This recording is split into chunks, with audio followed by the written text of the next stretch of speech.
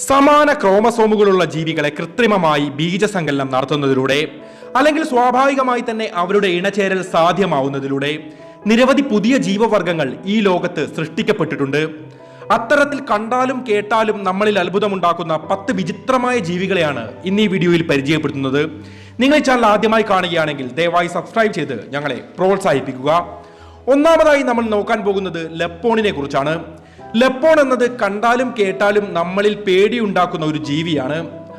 ആൺ പുള്ളിപ്പുലിയും പെൺസിംഹവും മേറ്റ് ചെയ്താണ് ലെപ്പോണുകൾ ഉണ്ടാവുന്നത്.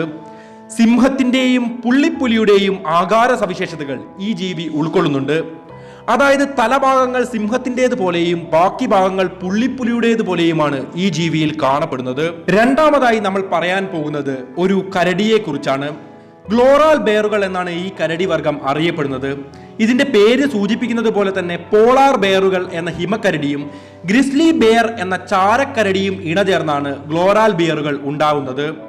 മനുഷ്യൻ ഉണ്ടാക്കിയെടുത്തതും സ്വാഭാവികമായി തന്നെ പ്രകൃതിയിൽ ഉണ്ടായതുമായ നിരവധി ഗ്ലോറാൽ ബെയറുകളെ പഠനവിധേയമാക്കിയപ്പോൾ തികച്ചും ഞെട്ടിക്കുന്ന ഒരു കണ്ടെത്തൽ കൂടെ നമ്മുടെ ശാസ്ത്രജ്ഞർ നടത്തുകയുണ്ടായി. മനുഷ്യരെ കണ്ടാൽ കൊല്ലാത്ത വിടാത്തത്ര തികച്ചും അപകടകരമായ ഒരു കരടിയാണ് ഇതേ ഗ്ലോറാൽ ബിയറുകൾ എന്നതായിരുന്നു ആ കണ്ടെത്തലുകൾ.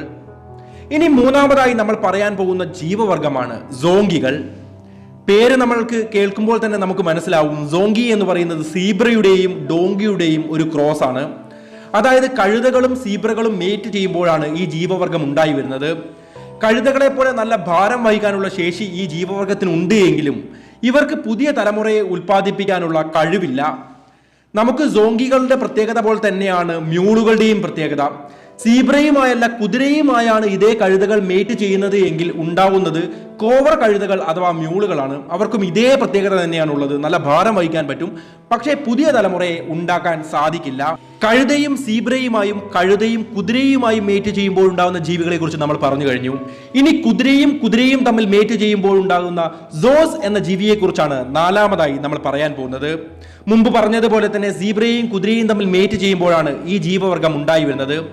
കാണാൻ തനി കുതിരയുടെ രൂപമാണ് എങ്കിലും സോസുകൾക്ക് പക്ഷേ വാലുകളിലും തലഭാഗങ്ങളിലും കറുപ്പും വെളുപ്പും നിറത്തിലുള്ള വരകളുണ്ട്. അത് മാത്രമാണ് സീബ്രയോട് ഇവർ സാമ്യം പുലർത്തുന്നത്. അഞ്ചാമതായി നമ്മൾ പറയാൻ പോകുന്നത് ജാഗ്ലിയോനെ കുറിച്ചാണ്. പെൺസിംഹത്തെ ആൺ പുള്ളിപ്പുലിയുമായി മേറ്റ് ചെയ്തപ്പോൾ നമുക്ക് ലഭിച്ചത് ലെപ്പോൺ ആയിരുന്നു. ഇതേപോലെ തന്നെ പെൺസിംഹത്തെ ജാഗോർ അല്ലെങ്കിൽ കരിമ്പുലിയുമായി മേറ്റ് ചെയ്യിപ്പിക്കുമ്പോൾ നമുക്ക് ലഭിക്കുക ജാഗ്ലിയോൺ എന്ന അതിഭീകരമായ ഒരു ജീവവർഗത്തെയാണ്. പൂച്ചവർഗത്തിൽപ്പെട്ട നിരവധി പുതിയ ജീവികളെ നമ്മൾ ഇതിനോടകം പരിചയപ്പെട്ടു കഴിഞ്ഞു. ഇനി ശരിക്കുള്ള പൂച്ചയെ കാട്ടുപൂച്ചയുമായി മേറ്റ് ചെയ്യിക്കുകയാണെങ്കിൽ ഏതു തരം ജീവിയാണ് ഉണ്ടാവുക എന്ന് നമുക്കൊന്ന് പരിശോധിക്കാം. സെർവർ എന്നറിയപ്പെടുന്ന ആഫ്രിക്കയിലെ ഒരു തരം കാട്ടുപൂച്ചയുണ്ട്. ഇവയെ സാധാരണ ഡൊമസ്റ്റിക് ക്യാറ്റ് എന്ന നമ്മുടെ സാധാരണ പൂച്ചയുമായി മേറ്റ് ചെയ്യിച്ചാൽ ഏതു തരം ജീവിയാണ് ഉണ്ടാവുക? 2001 ഇതേ ജീവികളെ കുറിച്ചുള്ള പഠനങ്ങൾ ഔദ്യോഗികമായി അംഗീകരിക്കപ്പെട്ടത്. സാവന്ന എന്ന ഒരു പുതിയ ജീവവർഗമായിരുന്നു അന്ന് ശാസ്ത്രജ്ഞർ ഔദ്യോഗികമായി കണ്ടെത്തി അംഗീകരിച്ചത്. നീണ്ട ചെവിയുള്ള എന്നാൽ വളർത്തുപൂച്ചയുടെ ഓമന മുഖമുള്ള നീണ്ട ശരീരമുള്ള ഒരു തരം പൂച്ചയാണ് സാവന്ന എന്ന പുതിയ ജീവവർഗം. ഇവയെ കണ്ടെത്തുന്നതും ആഫ്രിക്കയിൽ നിന്ന് തന്നെയാണ്. ഇനി എട്ടാമതായി നമുക്ക് ക്യാമയെ പരിചയപ്പെടാം. കേൾക്കുമ്പോൾ തന്നെ വളരെ മനോഹരമായ പേര് അല്ലേ? ആണൊട്ടകത്തെയും ഒട്ടകത്തിന് സമാനമായ രൂപമുള്ള ലാമ എന്ന ജീവിയെയും ഇണചേർത്താണ് ക്യാമയെ ശാസ്ത്രജ്ഞർ ഉണ്ടാക്കിയെടുത്തത്.